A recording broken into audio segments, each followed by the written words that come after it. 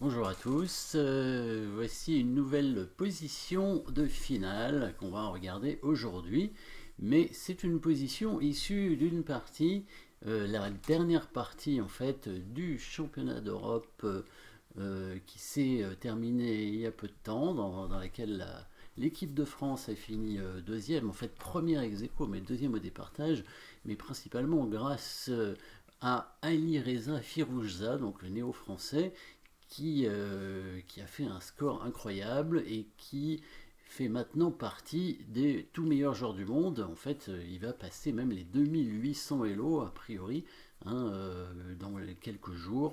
Il va avoir 2804 Elo en étant même deuxième mondial, juste après Magnus Carlsen. Donc on le retrouvera, c'est sûr. Il est déjà qualifié pour le tournoi des candidats. Donc peut-être un jour, il va pouvoir jouer contre Magnus Carlsen en match, match de championnat du monde, qui d'ailleurs va avoir lieu bientôt aussi. Alors, Carlsen qui va jouer contre Nepomniachtchi, donc pour essayer de garder son titre. Mais maintenant, regardons un petit peu cette finale d'Ali Reza Firouzja contre Shakhriyar Mamediarov, l'un des tout meilleurs joueurs du monde aussi. Il faut un peu de réussite pour arriver à gagner pratiquement toutes les parties. Il a fait 8 points sur 9. C'est quand même un score incroyable contre des joueurs quand même très très forts, parfois à plus de 2700 Elo, comme ici. Et les Blancs ont un pion de plus dans cette finale de tour. Normalement, la finale est nulle, mais les Noirs doivent être extrêmement précis. Et le coup qui va arriver ici est très important. Il faut le jouer absolument. C'est le seul coup qui fait nul dans cette position. Mamediarov ne l'a pas trouvé. Est-ce qu'il l'a envisagé? Très probablement. Pourquoi il ne l'a pas joué? Certainement, peut-être parce qu'il n'a pas vu tous les problèmes qu'il pouvait y avoir s'il ne le faisait pas, tout simplement, ou alors il n'a pas envisagé la suite, ce qui serait quand même assez surprenant. Donc au noir de jouer dans cette position. Alors on a la position avec les blancs, mais c'est bien au noir de jouer ici, parce que ce sont les blancs qui vont gagner, les blancs qui vont gagner très rapidement en fait. En fait la partie va durer 3 coups. Il va abandonner très rapidement après ne pas avoir joué le prochain coup. Pourtant, il avait du temps. D'ailleurs, il a réfléchi, je crois, pour jouer le prochain coup ici avec les noirs. Un coup difficile à trouver, mais évidemment envisageable. Bien sûr, à ce niveau, ce serait logique de trouver ce genre de coup quand même. C'est vrai que maintenant, les joueurs, même les plus forts, ne sont pas forcément des spécialistes de finale, ce sont des spécialistes de l'ouverture, ils sont extrêmement bien préparés dans l'ouverture, ils prennent très souvent un avantage dans l'ouverture, et après, dans le milieu de partie, évidemment, ils calculent extrêmement bien, très loin, et ils ont des plans évidemment très avancés. Par contre, dans la finale, quand on arrive en finale, parfois, bon, je ne parle pas de tous les joueurs, certains ne sont pas des spécialistes, et peut-être ici, il n'a pas tout à fait compris le problème de la position ici. En fait, on est dans une finale tour et deux pions contre tour et pion, euh, avec un pion passé pour les blancs. S'il n'y avait pas ce pion passé, si le pion n'était pas passé, la finale serait nulle assez facilement, on pourrait le défendre assez facilement. Le problème du pion passé ici, évidemment, c'est que il peut avancer, il peut aller à la dame, bien sûr, et donc là, il faut faire beaucoup plus attention. Mais l'avantage quand on est noir, c'est que les pions blancs ne sont pas très avancés, même pratiquement pas du tout. Et donc c'est grâce à ça qu'il peut faire nul. En fait, il va y avoir un passage en finale de pion. Finale de pion nul grâce au fait que les pions ne sont pas avancés. Et c'est seulement comme ça qu'on peut trouver le prochain coup. Si les pions, simplement les pions, on les avance d'une case, tous les pions, eh ben déjà, probablement les noirs n'ont plus de possibilité de défense.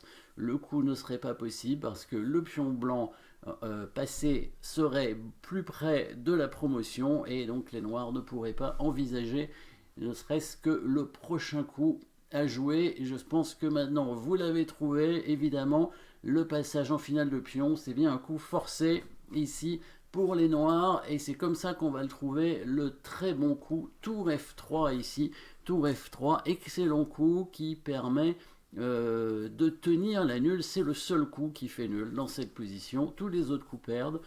Si les blancs évidemment échangent les tours, l'idée avec ce pion très avancé ici en F3, et ben c'est d'essayer d'aller avec le roi jusqu'ici pour prendre le pion en F2. Alors évidemment le roi blanc va rester, si le roi blanc reste en place on ne pourra pas le faire, mais les blancs ne pourront pas progresser du coup.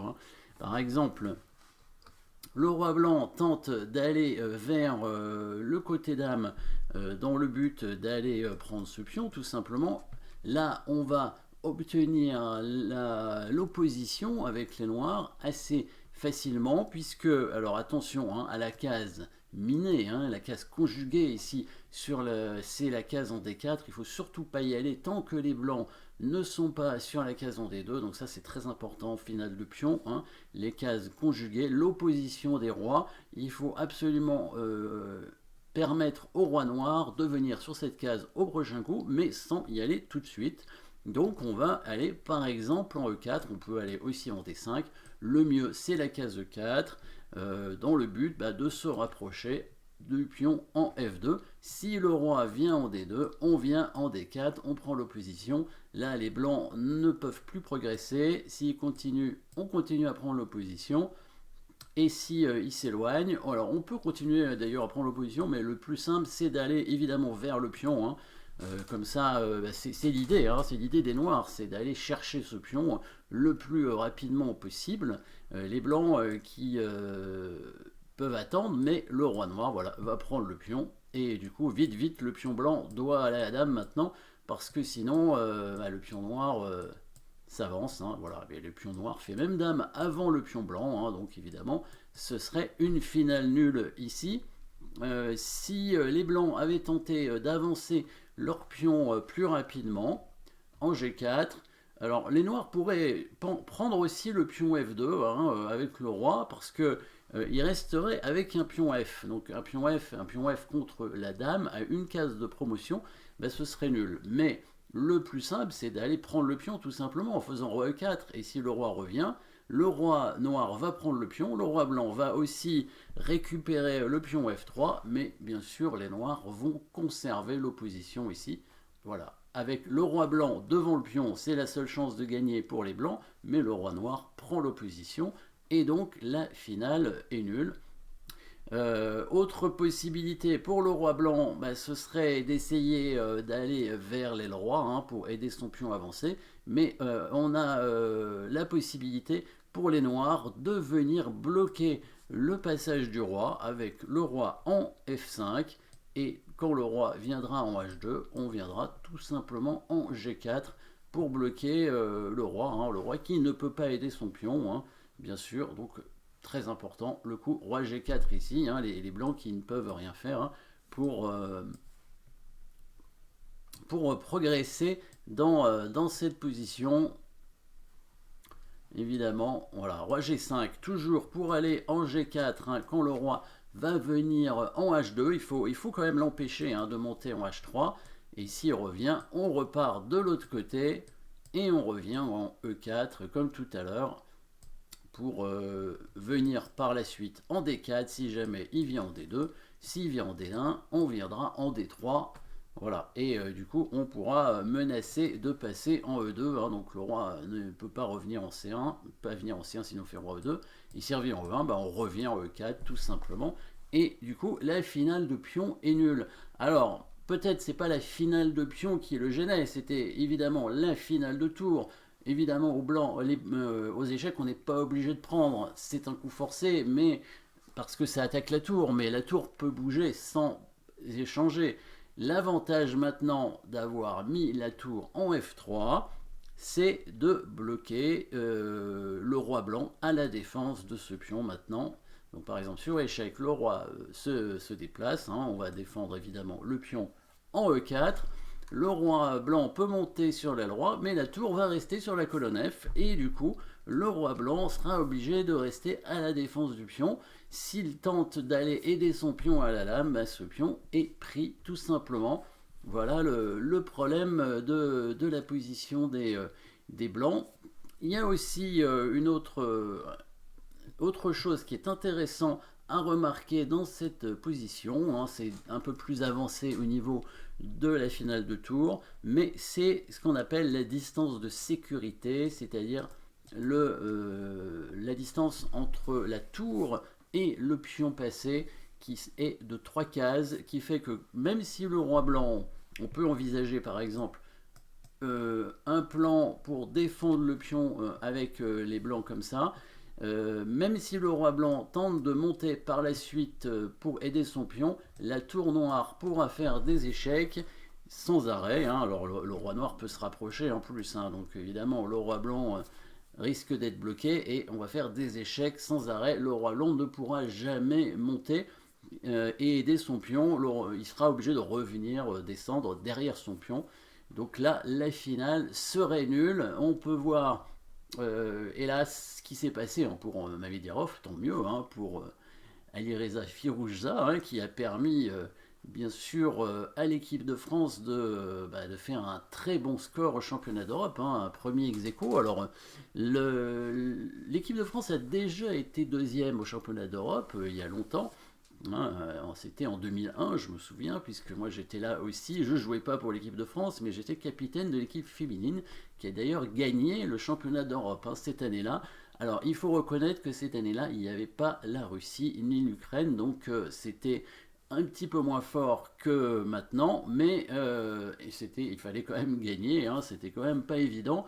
Et bravo aux garçons qui avaient là-bas, qui ont fini deuxième. Il y avait déjà Étienne Bacrot, je crois. Et chez les filles, il y avait déjà Marie Sebag qui avait fait un très bon score à l'époque, hein, donc c'était en 2001, et qui a d'ailleurs bien joué aussi pour l'équipe féminine cette année. Bravo à elle. Alors, regardons la fin de la partie qui va se dérouler très rapidement. Les noirs ne vont pas trouver ce très bon coup forcé.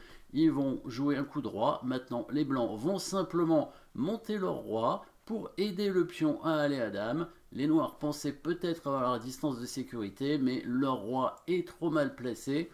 Hein. Faire des échecs maintenant ne servirait pas à grand chose. Le roi blanc va monter tranquillement.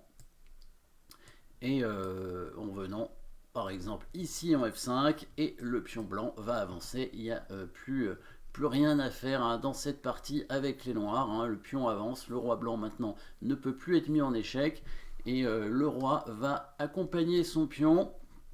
Il est revenu avec son roi en E5, les blancs ont avancé le pion. Voilà, maintenant c'est sûr qu'il n'y a plus du tout de distance de sécurité. La tour pourra faire échec ici en H7. Le roi noir viendrait directement en G3 et on pourrait menacer d'avancer le pion. Si la tour revient, le roi blanc peut venir l'aider. Sur l'échec, il passe devant le pion. Sur l'échec ici, on vient en H5 tranquillement. Et voilà, le roi blanc maintenant attaque la tour, d'où la distance de sécurité. Il faudrait que la tour soit un cran plus haut pour pouvoir refaire un autre échec. Ici, la tour se fait attaquer. Maintenant, le pion n'a plus qu'à avancer, et on s'aperçoit aussi de l'importance de la tour sur cette colonne qui défend le pion. Donc les noirs ne peuvent pas trouver du contre-jeu sur ce pion avec leur tour et tenter peut-être d'aller à dame avec le pion. Voilà, on verra certainement d'autres parties, hein, de Alireza Firouzja dans le futur. Il y aura aussi bien sûr les parties du championnat du monde. Merci d'avoir suivi cette petite finale tour de pion contre tour et pion, hein. C'est une finale qui a déjà été jouée d'ailleurs, je crois, hein, dans une partie plus ancienne, et le joueur avec les noirs avait trouvé le coup tour F3. Donc à revoir peut-être. Merci à tous et à très bientôt.